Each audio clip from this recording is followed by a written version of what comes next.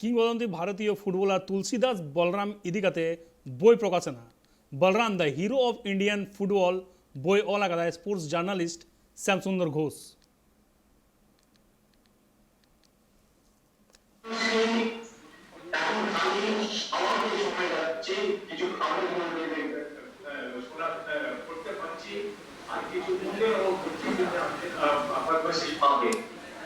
কিন্তু এটাকে আমি হাওয়াতেই শোনা যাচ্ছে যে অফিসিয়ালি আমাদের কোনো চিঠি যায়নি, অফিসিয়ালি কোনো অ্যানাউন্স করা হয়নি, কিন্তু কালকে ওরা বলতে পারবে আমরা তো বলিনি কিছু বলতে গেলে। সুতরাং আমি লেট করছি, সবাই ওরা অফিসিয়ালি আমাকে চিঠি দেবে, আমার কনসেন্টও নেবে, বেদের কি বলে আটকি আপনার ওগুলো অভিজ্ঞ বড় বসে আছে। আমি এই মুহূর্তে ওই পদ্মাশ্রীদের সম্পর্কে কিছু বলতে পারবো না। দেখুন, আমি সারা জীবন ইস্ট বেঙ্গলেই প্রথম এসেছিলাম। ইস্ট বেঙ্গলকে ভালোবেসে ফেলেছি, ইস্ট বেঙ্গল মেম্বারকে ভালোবেসে ফেলেছি, ইস্ট বেঙ্গল সাপোর্টারকে ভালোবেসে ফেলেছি। আমি সবসময় ইস্ট বেঙ্গলকে আমি প্রাণ দিয়েছি, লাইফ দিয়েছি, আমার বেস্ট দিয়েছি।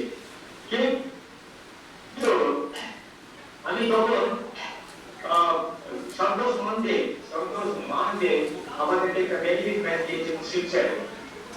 ওখানে যে পল্টু দাস হচ্ছে ইস্ট বেঙ্গলের সেক্রেটারি ছিল, উনি তখন গ্রুপ করে বললেন যে বলরাম তো ইস্ট বেঙ্গল ছেড়ে দিয়ে চলে গেছে, এখন হচ্ছে প্রথম ব্যালেন্ট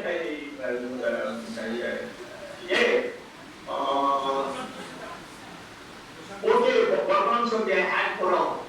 যেহেতু আমাদের ইস্ট বেঙ্গল আছে, ইস্ট বেঙ্গলের রিটায়ার করেছি, সুতরাং ওকে হ্যাক করাবো। আমি গ্রেট ইনসাল্ট, সে গ্রেট ইনসাল্ট টু মি। আমি যেহেতু আমি ইস্ট বেঙ্গলকে স্টার্টিং এ ইস্ট বেঙ্গলকে I given my best, and this is the award I got from the East Bengal club. So I decided, and then I told Santosh, please withdraw my name. I don't want to pay this man.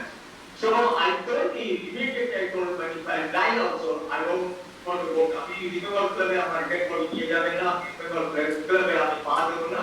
খেলেছি, এখন খেলা ছেড়ে দিয়েছি, আবার east Bengal সঙ্গে আবার পুরো connection নেই। Still আমি having that same prestige of maintaining.